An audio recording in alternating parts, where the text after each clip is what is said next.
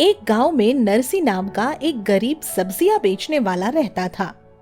एक दिन उसकी पत्नी ललिता नदी पर पानी लेने गई। जब वह नदी से पानी भरने लगी तो उसने देखा कि नदी में बहुत सारे लाल लाल टमाटर तैर रहे हैं। उनमें से एक टमाटर पानी में बहते हुए उसकी तरफ आ गया और उसने टमाटर को उठा लिया। अरे, यह तो लाल लाल ताजा टमाटर है, लगता है कि अभी पौधे से तोड़ा हो। ललिता उसे घर ले जाती है और रसोई घर में रख देती है। मगर इसके कुछ देर बाद ही घर तो कुछ खास नहीं है, इसका मालिक तो कोई पुअर मैन लगता है। ये कहते हुए टमाटर नरसी की नन्ही बेटी नीति के कमरे में चला आता है। वहाँ नीति बहुत ही उदास बैठी होती है। फटे जूते और फटी स्कूल यूनिफॉर्म, स्कूल में सब मजाक उड़ाते हैं, बहुत बुरा महसूस होता है। इधर देखो, मैं टैमो, सुनहरी चश्मे और स्टिक वाला टैमो। मेरी स्टिक बड़े बड़े कमाल दिखा सकती है। टैमो को देखकर नीति हैरान रह जाती है और उससे कहती है, टैमो, चश्मे वाला जादुई टमाटर, तू तो बहुत प्यारा लग रहा है रे। दोस्त बनोगी मेरी? हाँ, पर क्या तेरी स्टिक मेरे फटे जूते और फटी स्कूल यूनिफॉर्म पर कोई जादू दिखा सकती है? दिखा क्यों नहीं सकती, जरूर दिखा सकती है। यह कहकर टैमो अपनी सुनहरी छड़ी से जैसे ही उसके फटे जूतों और यूनिफॉर्म को छूता है, वे तुरंत चमचमाते हुए नए जूते और नई यूनिफॉर्म में बदल जाते हैं। अरे, ये तो कमाल हो गया! अब तो मैं नए जूते और नई यूनिफॉर्म पहनकर स्कूल जाऊंगी। थैंक यू टैमो। अब तो मान गई ना चश्मे वाले टैमो का कमाल? हाँ, मान गई। इस तरह कुछ दिन बीत जाते हैं और फिर एक शाम नरसी निराश और उदास होकर सब्जियों का ठेला लेकर घर वापस लौटता है। 2 पैसे की बचत नहीं हो रही। क्यों, ऐसा क्या हुआ जी? होना क्या था, रोज शाम को बहुत सारी सब्जियां बच जाती हैं और फिर अगले दिन बासी सब्जियां कोई खरीदता नहीं, इसीलिए बचत की जगह नुकसान ही हो जाता है।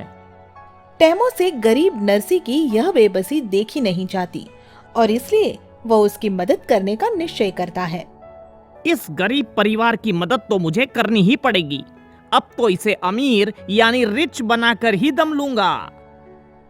यही सोचकर टैमो उनकी मदद करने का फैसला ले लेता है और फिर आधी रात के बाद लो, अब नरसी की सब्जियां कभी बासी या खराब नहीं होंगी, हमेशा ताजा रहेंगी और हाथों हाथ बिक जाएंगी।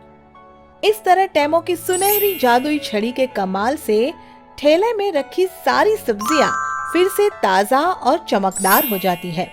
यह देखकर नरसी बहुत खुश होता है। फिर उस दिन खुश होकर सब्जियां बेचने जाता है और शाम तक उसकी सारी सब्जियां बिक जाती है। ललिता, आज तो न जाने कैसा करिश्मा हुआ। सुबह उठा तो बासी सब्जियां भी तरोताजा मिली और सब हाथों हाथ बिक गई। ये देखो, खूब पैसा बना है, खूब। नीति अपने पिता के ये कहते ही समझ जाती है कि यह करिश्मा किसने किया है और इसलिए वह दौड़ते हुए टैमो के पास जाती है। टैमो, टैमो, कहाँ हो तुम? मैं यहाँ हूँ नीति, कहो क्या कहना है? आज मेरे पापा बहुत खुश है। आज उनकी सारी सब्जियां बिक गई और कल रात वाली बासी सब्जियां भी आज सुबह तरोताजा थी। यह सब कमाल तुम्हारा है ना टैमो? हाँ, मेरा ही है। थैंक यू टैमो। इस तरह टैमो की मदद से नरसी सब्जियां बेचकर कुछ ही दिनों में बहुत पैसा कमा लेता है और फिर गांव में फल व सब्जियों की बहुत बड़ी दुकान खोल लेता है। ललिता, अब तो हमारे घर में किसी चीज की कमी नहीं रही। हाँ जी, हम बहुत अमीर हो गए हैं।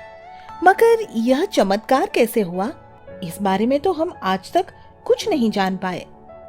पर मैं जानती हूँ अम्मा। यह कहकर नीति अपने मम्मी पापा को टैमो के बारे में बताती है और फिर उससे मिलवाने की कोशिश करती है। मगर तब तक टैमो जा चुका होता है। नीति टेमो को ढूंढते हुए नदी की तरफ दौड़ती है और उसे वह नदी के किनारे पर मिलता है। टेमो, तुम कहाँ जा रहे हो? अब मैं अपने देश वापस जा रहा हूँ नीति। क्या मुझसे कुछ गलती हुई? थोड़े दिन और रुक जाओ ना। नहीं, अब मैं और नहीं रुक सकता। मुझे अपने मम्मी पापा की बहुत याद आ रही है। क्या तुम अब कभी लौटकर नहीं आओगे टेमो? आऊंगा, तुमसे मिलने जरूर आऊंगा दोस्त। यह कहकर टेमो नदी में उतर जाता है और फिर देखते ही देखते नदी के पानी में वो कहीं गायब हो जाता है। ऐसे ही मजेदार वीडियो के लिए सब्सक्राइब जरूर करें और घंटी दबाना ना भूलें।